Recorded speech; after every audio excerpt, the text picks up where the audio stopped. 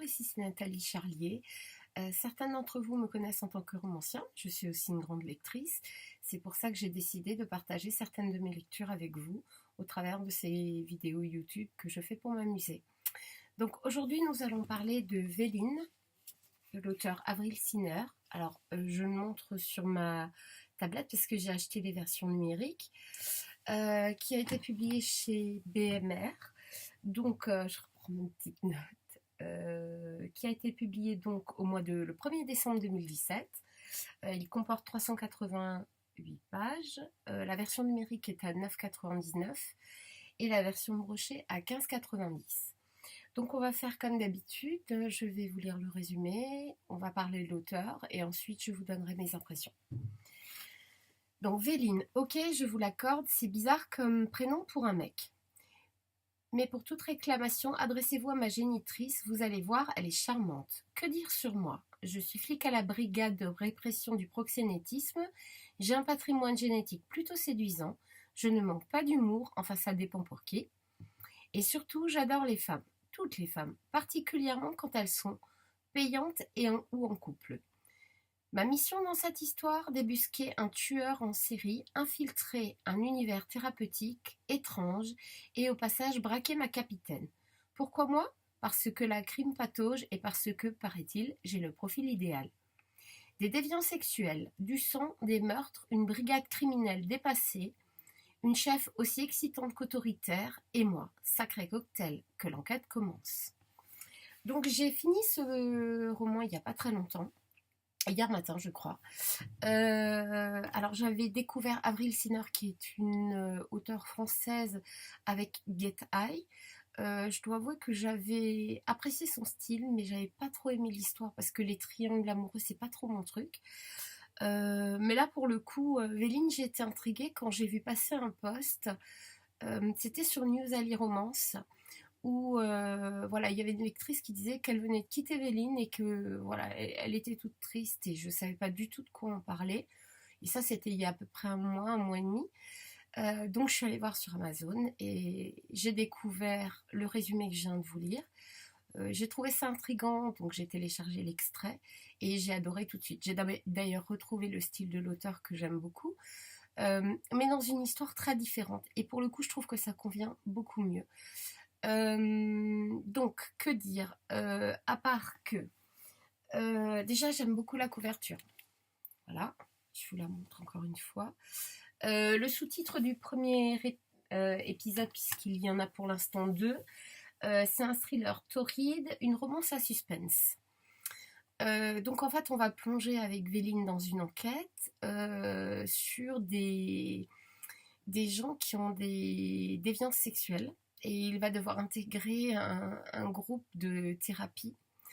Je dois avouer que j'ai trouvé ça surtout très drôle. Outre le fait que l'enquête policière est très bien documentée, là on sent que Avril Siner est une psychologue, donc on sent qu'elle maîtrise vraiment bien le sujet.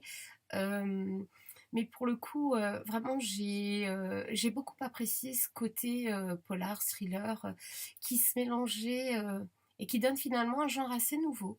C'est-à-dire que ce n'est ni vraiment une romance au sens pur du terme, c'est pas de la chiclite, c'est pas non plus complètement, enfin c'est un polar forcément, mais pas que ça.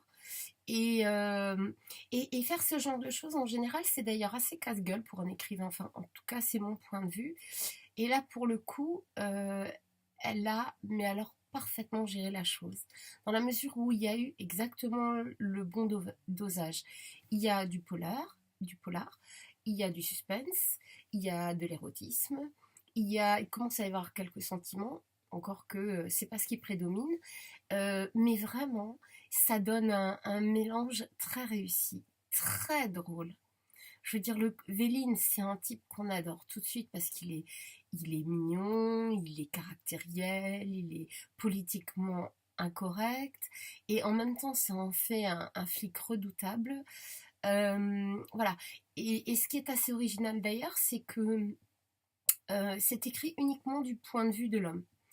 Et moi, je me souviens que, alors, certains auteurs s'y sont déjà collés, mais à titre personnel, le seul que j'avais trouvé vraiment réussi jusqu'à présent, c'était Love Game de Emma Chase, où c'était le point de vue de Drew. Et là, pour le coup, je savais pas trop à quoi m'attendre et j'ai adoré. J'ai pas eu besoin d'une alternance de point de vue parce que celui de Véline me suffisait largement.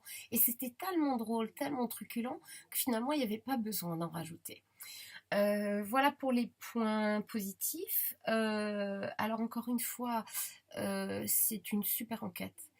On sent qu'elle sait exactement où elle va, on sent qu'elle maîtrise la psychologie des personnages, et ça c'est hyper important pour être crédible. Et voilà, donc ça c'est vraiment les points très positifs, outre le style que j'aime beaucoup et qui est quand même très addictif. Enfin, j'ai eu un peu de mal à lâcher ma lecture. Euh, alors, les points que je dirais peut-être un peu moins positifs, je ne sais même pas si c'est un point négatif finalement. La simple question, c'est, je me demande si c'est vraiment une romance, parce que finalement, quelque part, on sort des sentiers battus. C'est pas vraiment les codes du genre. Et pour le coup, voilà, je me pose la question, est-ce que Véline est une romance? En tout cas, c'est indiqué comme une romance.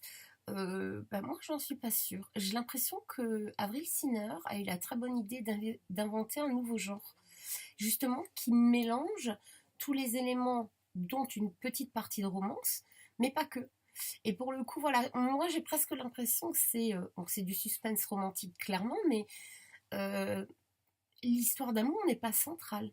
On est bien d'accord, donc c'est quand même, voilà, c'est un peu particulier. En tout cas, moi, ça m'a beaucoup plu. Ça m'a tellement plu que j'ai enchaîné finalement avec le tome 2, alors que j'avais prévu de lire un autre bouquin.